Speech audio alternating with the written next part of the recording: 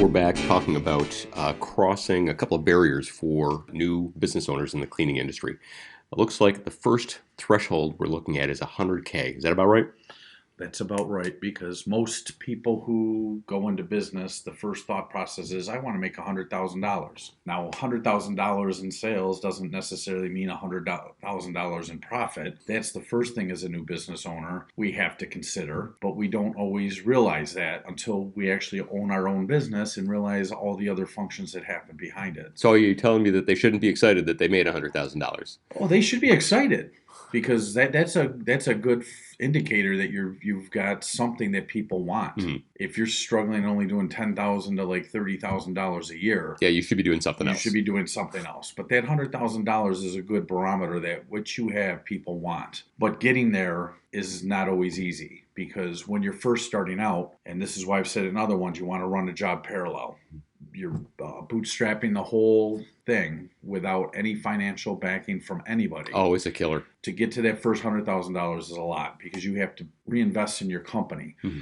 You need equipment, you need computers, you need software, you have to get insurance. So there's a lot of these things that new business owners don't understand that go on that backside to get you to that first 100,000. Well, that and the cost of the equipment itself, right? Particularly if you're buying commercial grade equipment over the stuff that you buy over the counter and you think is cheap, until you go through 10 vacuum cleaners at $39 and you could have bought a $500 vacuum once. Yeah. For our listener, we do have another podcast about vacuum cleaners. I'll put a link in the transcript. So getting that first threshold is very important, because that's going to tell you as a new business that you have something that people really want. If you're struggling and you can't hit those dollar amounts and you really want to do this for a living, then you have to look at what's wrong. Do I have the right processes? Am I talking to the right people, to the right audience? Are we performing the level of work to an area that is acceptable to clients for the price that you're charging?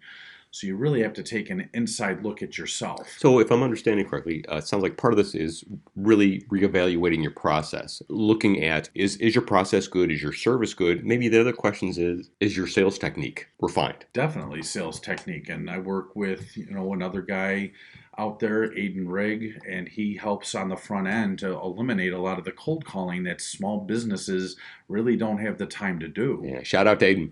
Aiden, here you go, buddy. We love you, man. But taking of that time, that it is really a waste of your time, because you want to be doing something that's going to generate money into your business. And the only thing that's going to generate money is sales. Mm-hmm. Once you make that sale, everything else against those dollars is now a cost center. Your labor, your equipment, your insurance, right, your overhead.